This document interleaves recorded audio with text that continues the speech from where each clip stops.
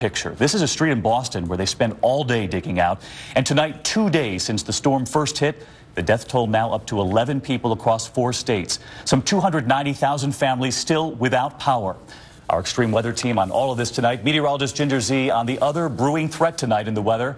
But first, ABC's Gio Benitez in Old Lyme, Connecticut, where more than half the town is still in the dark tonight. Gio.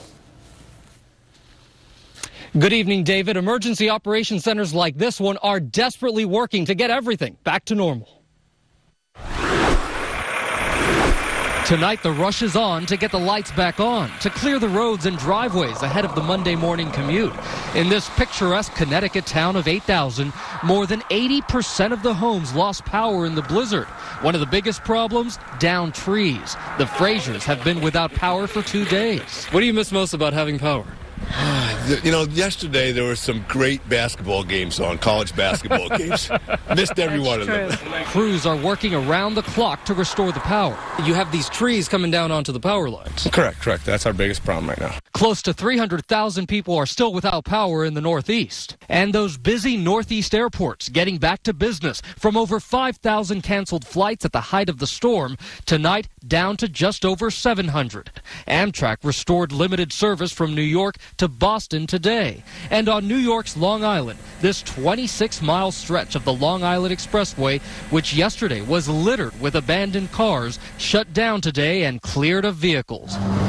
Making tomorrow's commute tougher, closed gas stations like this one, where the power is out. We have no power, no heat, no electricity, no nothing. Back here in Old Lyme, more than half of the homes here should have power back on tonight. It's coming on fast and furious now.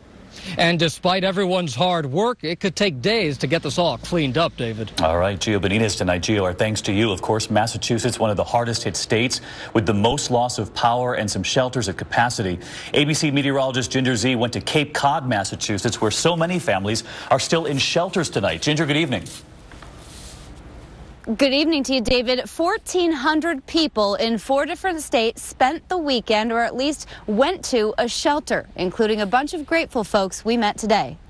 The crippling winds at the Cape robbed home after home of power and heat. How was the storm? Tell me about it, Arlene. Oh, it was, oh my gosh, scary. It scared me because of the wind, you know, and I kept saying, we're going to lose the power. And they did.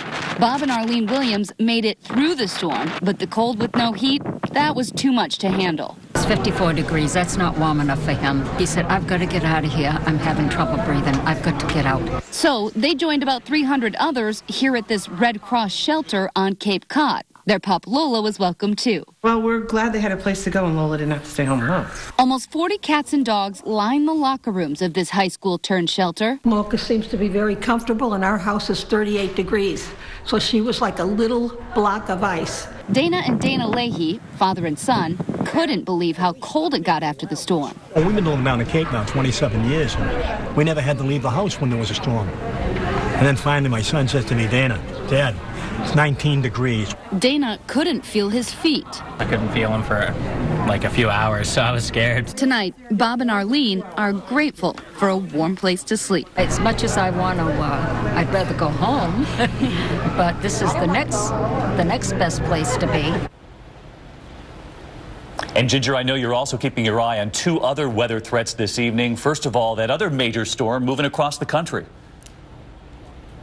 Right. There is a blizzard warnings, winter storm warnings for many states out in the northern plains. I want to show you who is affected by this. More than a foot of snow in some places. The blowing, as we've all seen, is a big part of blizzards. Going to be a big issue going into the end of the weekend here, start of the work week. And then the cold front drags in severe weather. Already reports of tornadoes in southern Mississippi tonight. The severe threat goes all the way to western Alabama. David? All right, Ginger Z tonight from Boston.